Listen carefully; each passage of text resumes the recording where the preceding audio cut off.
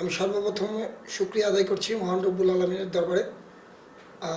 তিনি আমাকে চেয়ারম্যান হিসেবে কবুল করেছেন।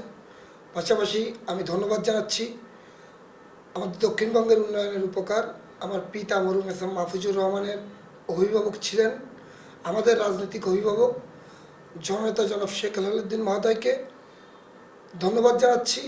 বাগেরহাট কচুয়া ২ আসনের মাননীয় সংসদ সদস্য বাংলার তরুণ সমাজের অহংকার শেখ শাহরানাছের তন্ময় ভাইকে এত সুন্দর একটি নির্বাচন কচুয়া উপজেলায় উপহার দেওয়ার জন্য।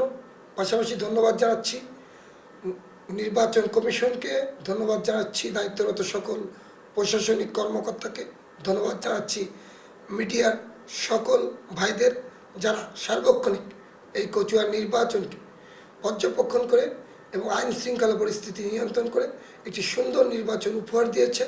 তাদের সকলকে ধন্যবাদ জানাচ্ছি। কৃতজ্ঞতা প্রকাশ করছি কচুয়া উপজেলার সকল জনতার প্রতি। তারা সকলে আমাকে ভোট দিয়ে নির্বাচিত করে চেয়ারম্যানের দায়িত্বে অর্পণ করেছেন। আমি সকল আমার প্রাণের কচুয়াবাসীকে আমার পক্ষ থেকে ধন্যবাদ এবং কৃতজ্ঞতা প্রকাশ করছি। আপনারা জানেন আমার পিতা মরহুম এস এম মাহফুজুর রহমান, উনি কচুয়া উপজেলার মানুষের ভোটে ৩ বার নির্বাচিত চেয়ারম্যান হিসেবে দায়িত্ব পালন করেছেন। আমার সর্বপ্রথমের লক্ষ্য থাকবে আমার পিতার অসমাপ্ত কাজগুলোকে সম্পন্ন করা। আমার লক্ষ্য আমার মাননীয় প্রধানমন্ত্রী জননেত্রী শেখ হাসিনা এই বাংলাদেশকে স্মার্ট বাংলাদেশে রূপান্তরিত করার জন্য যে কাজ করে যাচ্ছেন, আমার প্রথম লক্ষ্য জননেত্রী শেখ হাসিনাকে সহযোগিতা করে এই কচুয়াকে একটি স্মার্ট কচুয়া রূপান্তরিত করা।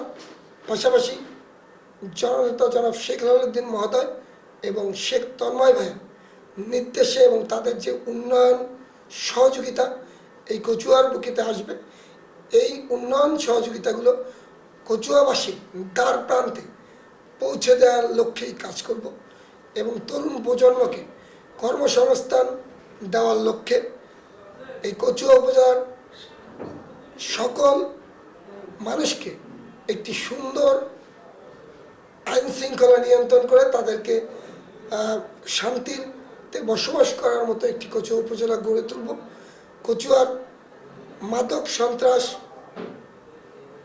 মুক্ত হিসাবে কচুয়াকে আগামী দিনে গড়ে তুলব। পাশাপাশি কচুয়ার শিক্ষা, স্বাস্থ্য সহ